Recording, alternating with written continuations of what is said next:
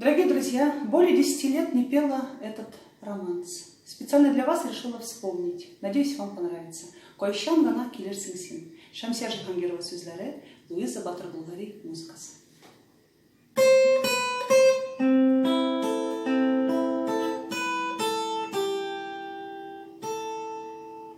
Койшан гана келерсің сен, көзлеріне мені қарар еді.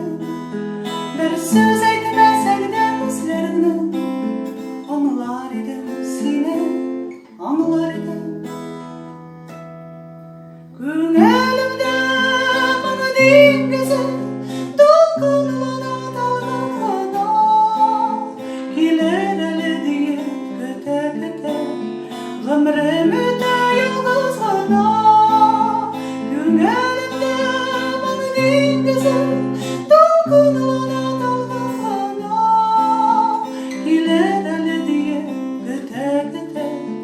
ömrümü de yalnız ana, başyanına gelirsin sen, yanar idim barı senin histe, dola ve ateşin mina senin, barı tek bir yılmayılan şite.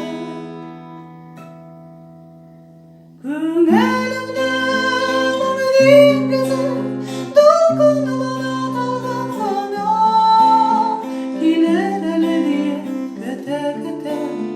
ömrümü de yalnız ana, gönlümde bana değil güzel, dolgunluğuna dalgana, gelir ele diye köte köte, ömrümü de yalnız ana. С любовью, Татарка Альбина Кармышева.